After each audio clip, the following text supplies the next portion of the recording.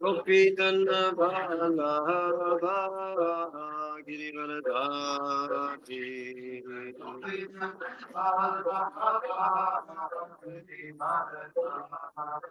Jaya Gopitana Bala Girivaradati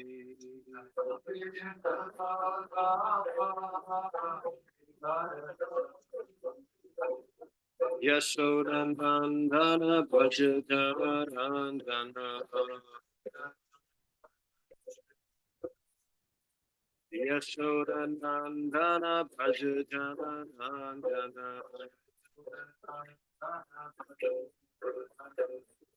Yadura Tira Avatari Yamuna Tira Vanachari Jaya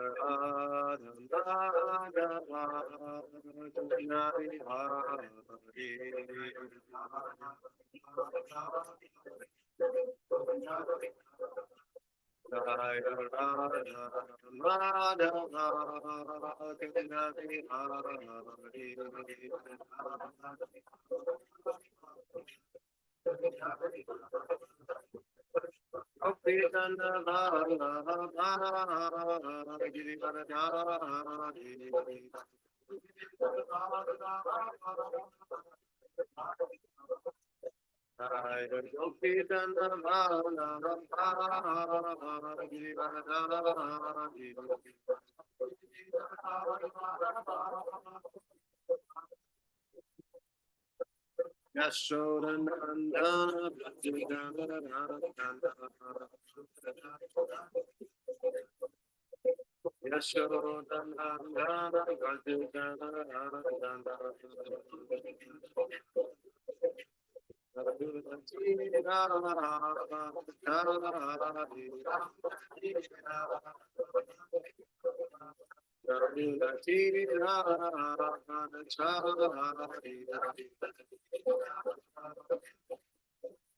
Hare Krishna, Hare Krishna, Krishna Krishna, Hare Hare, Hare Rama, Hare Rama, Rama Rama,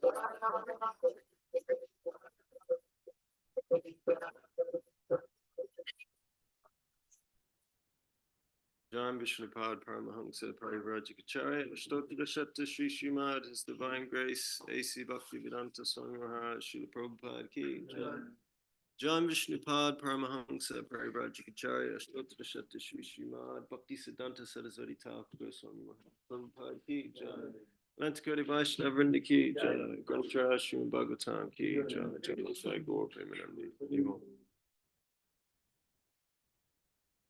Om Namo Bhagavate Vasudevaya. Om Namo Bhagavate Vasudevaya. Om Namo Bhagavate Vasudevaya. Today we're reading from Srimad Bhagavatam, 4th Canto, Chapter 28, entitled Paranjana Becomes a Woman in the Next Life, text number 10. Just to let everyone know, I'm not reading from Srila Prabhupada and Leela Amrita. I've been asked to not do that today. So I'll just go straight to the Bhagavatam. Gandharva Yavana Krantang Kalakanyopamarditam Patung prachakrame raja tang purim anikamataha Gandharva Yavana Krantang Kalakanyopa Marditam Patung Prachakrame Raja Tangpurim Anikamataha Gandharva Yavana Krantang Kalakanyopa Marditam Patung Prachakrame Raja Tangpurim Anikamataha. Word for word, Gandharva. By the Gandharva soldiers, Yavana, and by the Yavana soldiers, Akrantam, overcome, Kalakanya, by Kalakanya, the daughter of time, Upa Marditam, being smashed, Hatum, to give up, Prachakrame, preceded, Raja, King Puranjana, Tam, that, Purim, the city, Anikamata, unwilling. Translation. The city of King Puranjana was overcome by the Gandharva and Yavana soldiers, and although the king had no desire to leave the city, he was circumstantially forced to do so, for it was smashed by Kalakanya. Purport. It's quite a long purport today, so just bear with me. The living entity separated from the association of the Supreme Personality of Godhead tries to enjoy this material world. He is given a chance to enjoy it in a particular type of body, beginning with the body of a Brahma down to that of the microbe. From the Vedic history of creation, we can understand that the first living creature was Lord Brahma, who created the 7 great sages and other Prajapatis to increase the universal population. Thus, every living entity, according to karma, his past desires and activities, gets a particular type of body from that of Brahma to that of a microbe or germ in stool. Due to long association with a particular type of material body, and also due to the grace of Kalakanya and her Maya, one becomes overly attached to a material body, although it is the abode of pain. Even if one tries to separate a worm from stool, the worm will be unwilling to leave. It will return to the stool. Similarly, a hog generally lives in a very filthy state, eating stool. But if one tries to separate it from its condition and give it a nice place, the hog will be unwilling.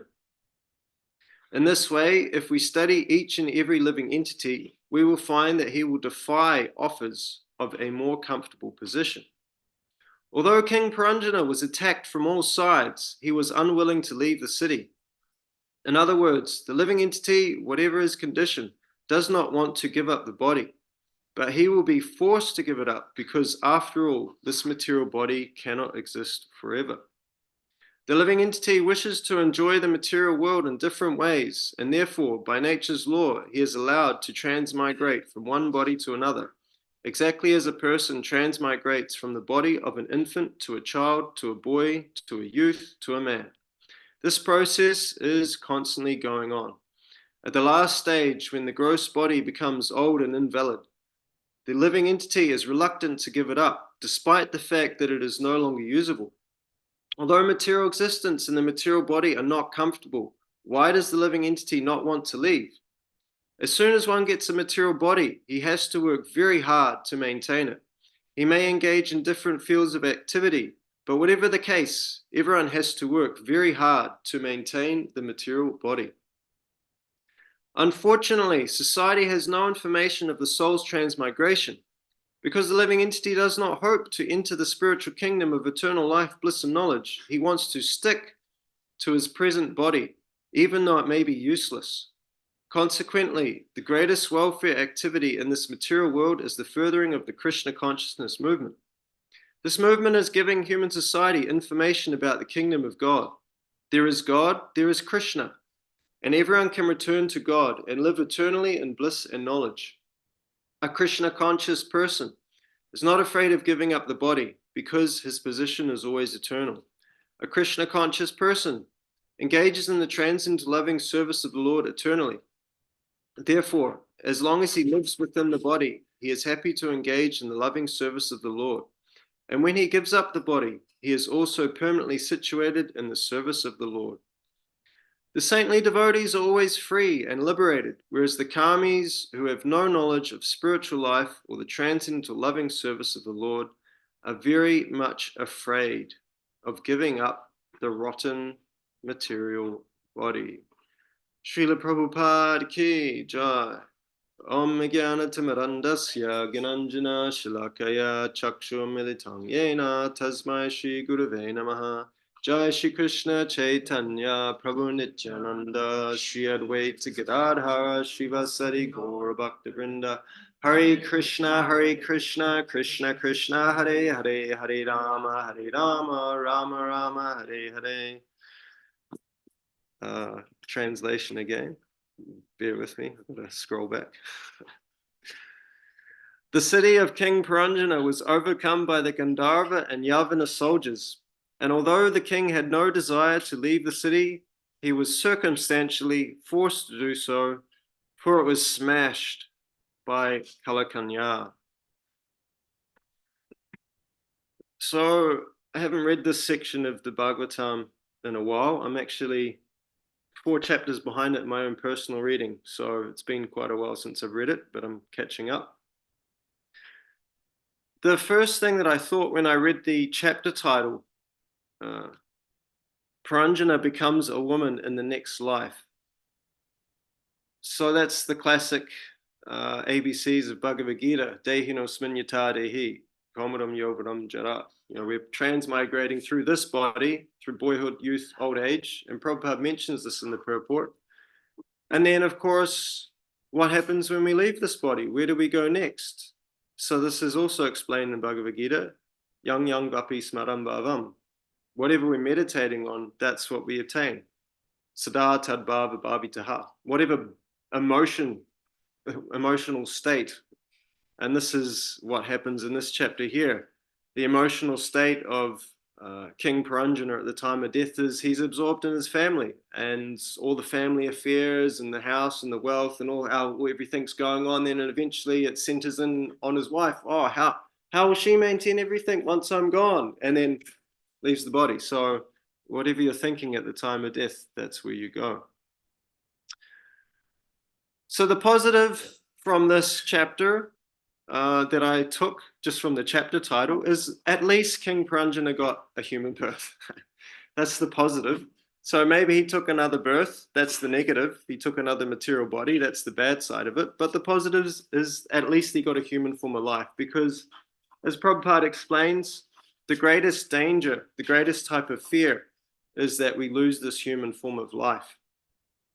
So, and of course, as we find out in this chapter, as it progresses, spoiler coming up, is that actually King Puranjana, even though he takes another body, a material birth, he ends up getting a favorable situation in his next life. He's married to a devotee husband, and he serves that gentleman very nicely, and then he himself meets Krishna in an interesting form. A Brahmana comes to him and it's like, don't you remember me? I'm your best friend. And this Brahmana represents the super soul. So anyway, it's got a happy ending. But the point is that we can make it a happy ending sooner rather than later. Why draw it out? A living entity is eternal, so we always get another chance. But why torture yourself? Basically, it's like, why, if you've got a soaking wet rag on your face, why pour more water on it? Why not just take it off, be done with it? So this is our mission in life. We're trying to get rid of this material body once and for all. This is the last one, and get a spiritual body in our next life. That's the goal. The other thing that came to mind just about this section of the Bhagavatam is what His Holiness Devamrita Maharaj mentioned, which is this section of the Bhagavatam's quite heavy, because it's interesting when you think of something like if someone says death or old age or disease, they're just a word, death. Okay, old age, okay, whatever. But when someone like really, really, really, really, really gets into it and draws it out and expands upon it and elaborates on it, and that's all they talk about for like the next ages, you're just like, okay, okay, okay. So that's basically what the section of the Bhagavatam is doing. It's like, how does old age look? How does this process of dying slowly manifest? And it's done so expertly by Narada Muni. He does it in such a way that it's really, in one sense, entertaining. So you're paying attention because it's a big story, a big allegory. So it's like this is very interesting, but at the same time, you're learning the lesson that this is basically what happens. The body breaks down, and these are all the stages and the days and nights. The Yavana soldiers and the Gandharvas, they're attacking the city. So it's very figurative. It's very interesting, but at the same time, the point's getting made. And of course, the ultimate point is death. So disease and old age aren't the greatest fears in and of themselves. They're just, old age is like the yellow light. It's like the red light is coming, hint, hint. And you could also say disease is like that as well, except that happens throughout our life. We may even be diseased as soon as we're born, giving you the indication that this material body is not permanent. It's got problems. And then throughout our life, we're constantly getting diseases, giving you constant reminders that, hey, this is not enjoyable. It's constantly getting attacked. So anyway, yeah, this is a rather heavier section of the Bhagavatam, but it's good because it's ultimately one of the points that I was going to speak on is that Bhagavatam's giving us reality. It's a fact that this material world is temporary and miserable, as Krishna certifies in the Bhagavad Gita, Dukhalayam Ashashvatam. But of course, no one wants negative news. The whole thing in the world today is like we need to have a positive mindset, because no one wants to be a downer. No one wants to be a killjoy. No one wants to be depressed. Depression's like rising like anything. As I heard recently, it's the fastest growing disease in this world, mental disorders, especially depression, because people have no high knowledge. And if you're attached to this material world and the material world's going down and you're attached to it, then that's where your mindset goes. So it makes sense to become attached to something positive and uplifting, which is the spiritual realm. And that's what people used to do in previous times.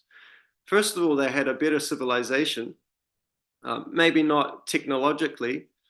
I mean, from one sense, you could say it was technologically better, but just speaking on the scientific modern point of view, technologically it was more backward, but materially, actually, socially, in the structure, it was better.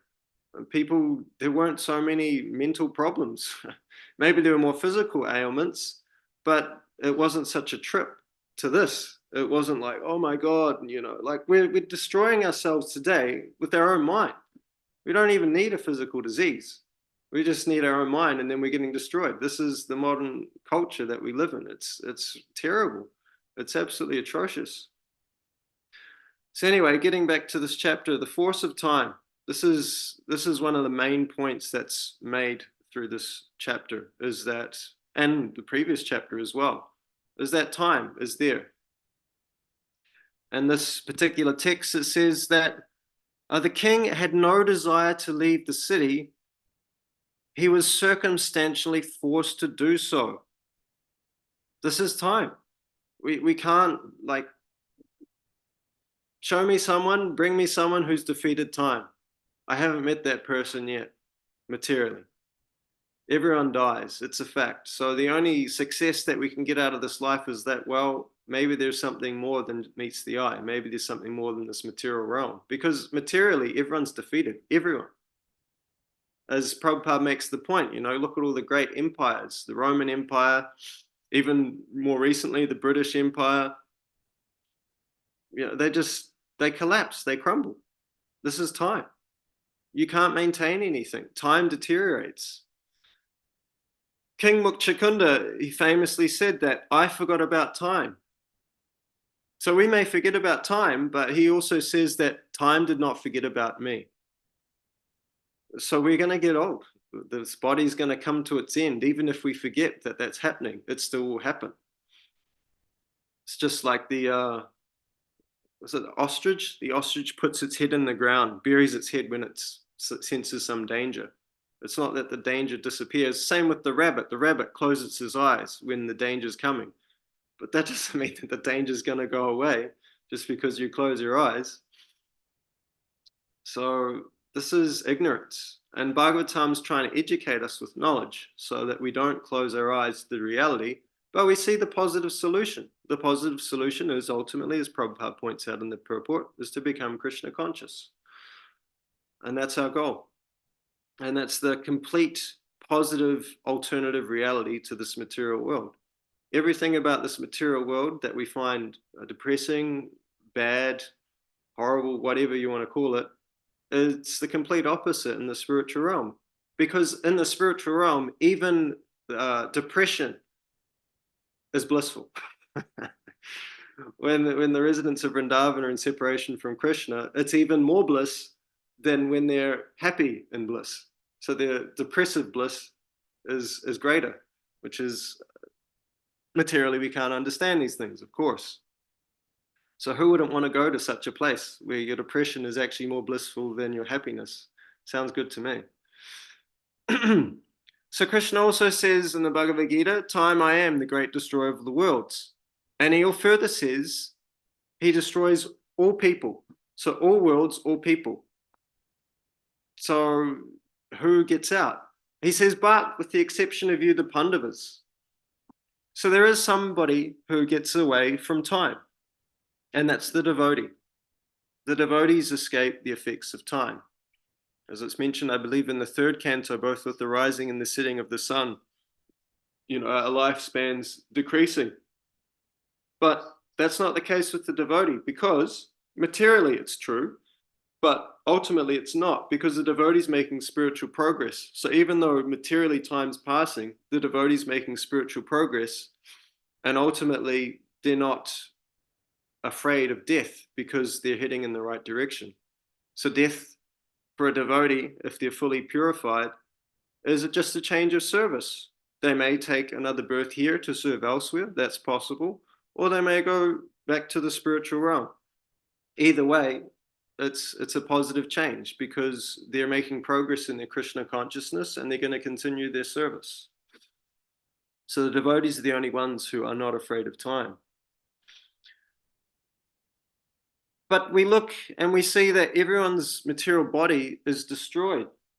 So people argue that, well, okay, you say this whole spiritual stuff, that's nice. That's some nice fantasy you have. It's some nice dream, makes you feel better, helps you sleep at night, like that. We can see that factually, these people are dying, those people are dying. Doesn't matter what religion people are, they're dying. Their bodies are coming to an end. That's true. That's a fact. Because Krishna explains in the Bhagavad Gita, he says, Kaunteya pratijanihi, declare it boldly, Krishna. My devotee is never perished. But we see factually that even just most recently, His Holiness Gopal Krishna Maharaj, he left his body. And he's no ordinary person by any stretch of the imagination. One of the most influential people in recent times in the Krishna consciousness movement. But still, he left his body. What's going on? Isn't Krishna saying he's protecting us? Yes, he is. But that protection isn't about protecting anything physical. In some circumstances, that may be the case. For example, Hiranyakashipu attacked Prahlad, and Nrsingadev turned up and took Hiranyakashipu apart. So that physical protection may be there in many circumstances. But ultimately, the body is destined to come to its end. Even His Divine Grace, Srila Prabhupada, he also left this world. This is the nature of this world. And Srila Prabhupada also said, don't think that this won't happen to you. This is the way this world works. So the protection Krishna is giving is protection to our consciousness. So that whatever we're thinking at the time of death, that determines where we will go. So if we've got a positive frame of mind, a Krishna conscious state of mind, then we get a better destination. But if we don't, then we can take another birth. So this is the ultimate protection that Krishna is giving. And I remember first reading this point made very nicely when I read a book, I think it's called Legacy of Love, describing a Vaishnavi, Hladini Mataji. Some of you may know this personality. So right near the end of the book, it describes how she left her body. She was shot. She was protecting devotees, so she took a bullet to protect devotees. So this is a glorious way to end one's life. And His Holiness Radhanath Maharaj makes the point that some may ask, why didn't Krishna protect her? And Radhanath Maharaj explains that I say, Krishna did protect her because he protected her consciousness. She was thinking of protecting devotees at the point of her death. He said, what a glorious state of mind to die in. So this is the ultimate protection Krishna is giving. Krishna is not saying, I'm going to allow you to enjoy here forever in the material world. He doesn't say that. He does give Dhruva Maharaj a 36,000 year stint to reign over this material world, but still, it's limited. 36,000 years is a limited period of time. It comes to an end. Brahma, he lives for 311 trillion years, but still, that's limited. It comes to an end. Brahma leaves his body. So getting on to the purport, I didn't get past the first sentence in preparing for this class. I just got stuck on the first sentence because every point that Prabhupada makes is so full. And actually, the basics of Krishna consciousness we can talk about forever because it takes a long time to understand these points, just like I'm not this body. How long, how many times, how many ways, how many situations do I need to be in to realize this point? I still haven't realized it. So clearly I still need to hear about it. I still need to learn. So this first sentence, the living entity separated from the association of the Supreme Personality of Godhead tries to enjoy this material world. So just that one sentence, I got stuck on that. It wasn't my plan, but that's just what ended up happening. So this is the demoniac mentality. Ishvaro ham aham bhogi. I'm the controller and the enjoyer. And there's an interesting translation. If you read Chaitanya Charitamrita, then you'll read within there many Bhagavatam verses that, of course, you may already be familiar with, but Prabhupada often gives them different translations. He wants to maybe focus on a different point. So in this particular translation of the 11th canto, chapter 2, text 37, Bayam Dvitiya Biniveshita Syad, in that particular verse, Prabhupada translates it slightly differently. And he mentions this point, of course, when we become absorbed in the material energy, we become fearful. And we know that the living entity turns away from Krishna. So this is the situation. We become fearful. We forget Krishna, but he adds this extra statement that the living entity becomes Krishna's competitor. So it's not that we just come to this material world and we forget Krishna. But okay, yeah, that's there, but we're trying to be Krishna. That's the point. That's the material world. The material world means I want to be Krishna. We usually say I want to be God, but let's be even more direct. I want to be Krishna. Yeah, that's basically it. I want to be the center of attraction. And that's what the false ego facilitates. The false ego is perfectly designed to help you think you're God, you are Krishna. I remember one of my early experiences on book distribution. I basically got that realization. Krishna gave me the vision that I just looked around and for somehow or other, by the Super Soul's inspiration, I could just see all these people, including myself. We're all trying to be Krishna. We're all trying to be God. Everyone's got their program that they're on, and they're all trying to be the enjoyer, and they're all going to try to control in some way, shape, or form. But the problem is that if everyone in this one place is trying to do the exact same thing, and that exact same thing is trying to be number one, and there's a billion people trying to be number one, that's not really going to work out. If everyone's trying to be the servant, okay, that works. That's the spiritual world. You can have trillions and zillions and uncountable number of people there, but because they've got that service mentality, it works. Because they all understand Krishna is the supreme. But here in this material realm, because we think that we are the supreme, and everyone has that same idea, same identity, and no one wants to be the servant, it's chaos. And that's why we have wars. And then we do strategical things, like we make friends, because if we make friends with this person, then I can get back at that person that I hate. And then we make bigger and bigger groups of friends to get back at bigger and bigger groups of people. And so we have countries, nations, and then they fight with one another. But it's the same basic point. You know, we've got these little tiny individual beings who all want to play God, but they're just banding together for the sake of trying to be God in a different way, because they can't do it by themselves, basically. So this is the material world. It's full of envy. It's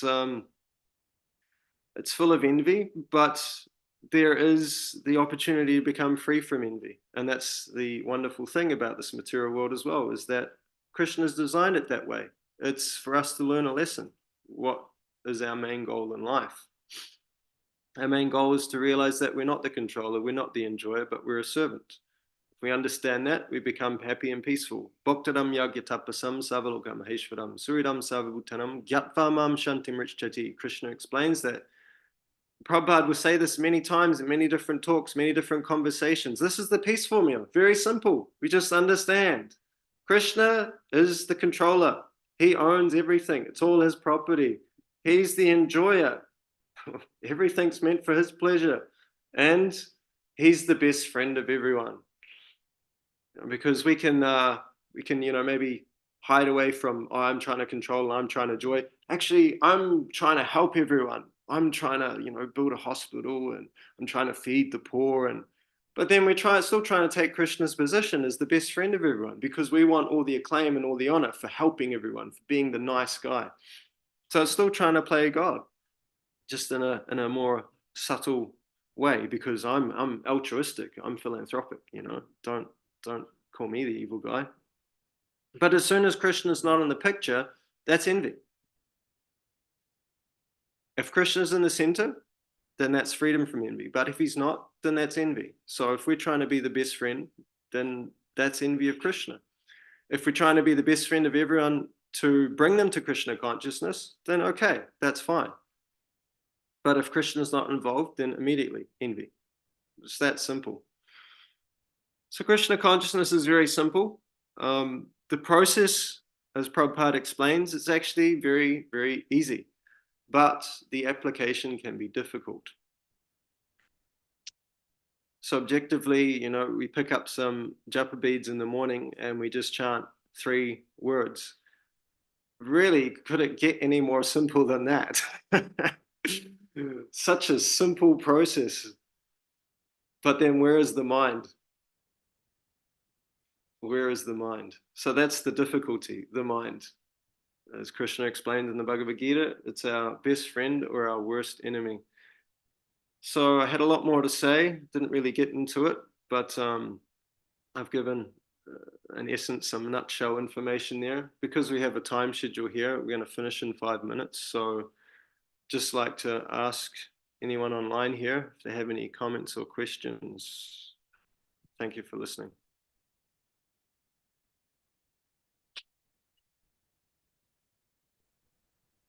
Hare Krishna, Prabhu Dandavat Pranam. Hare Krishna, Prabhu. Such a nice explanation of the text. You have elaborately explained the importance of our understanding the time in our lifespan and how the time is actually acting upon us, realizing this body is going to perish in one day. But because our egoistic nature, we don't try to understand the time is passing by. And because of this, and we ultimately fall prey in the network of time.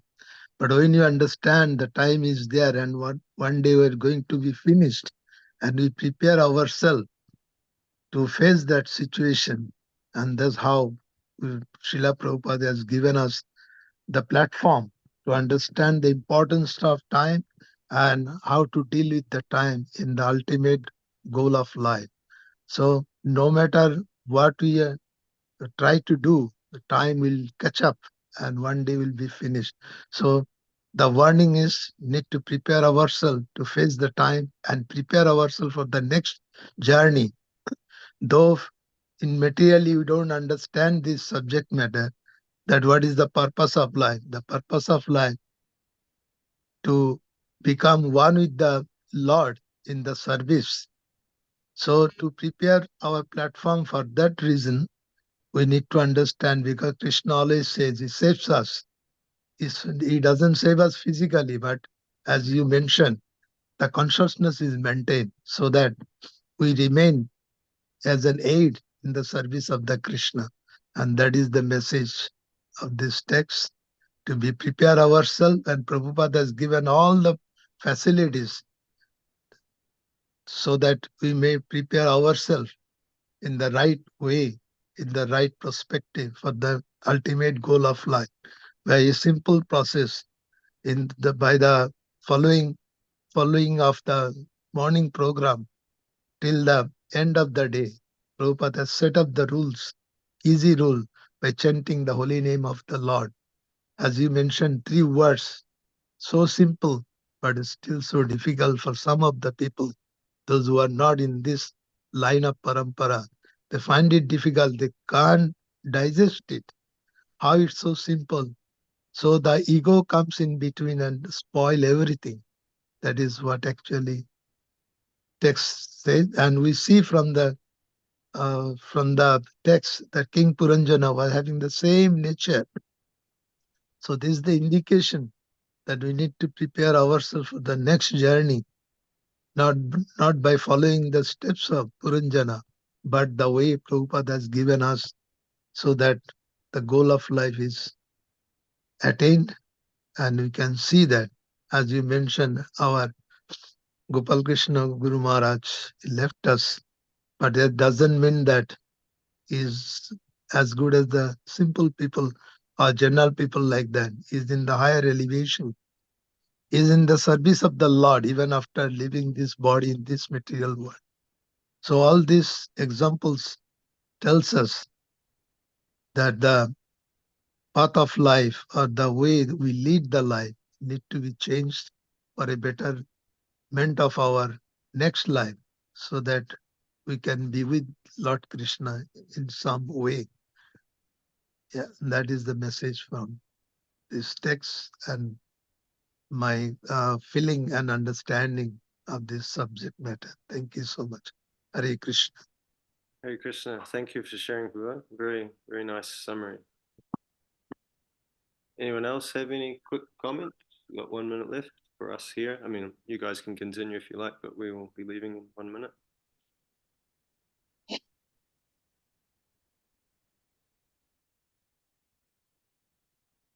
Hare Krishna Prabhu, Dandavat Pranam. It appears there is no other person to make any comments. There is no other person to make any comments. So the class may be concluded. Vancha Yasya kripa sindhuveva cha patitanam pavanebhyo Vaishnavebhyo namo namaha. His Grace Gadai Gauranga Prabhu ki jai, Jai. Prabhupada ki jai, Gaur Jai. Namaste, Hari Hari Hari Hari. Thank you, Prabhu, for your nice Hare class. Hare Krishna. Krishna. Thank you very Hare much. Krishna. Thank you for allowing me to speak.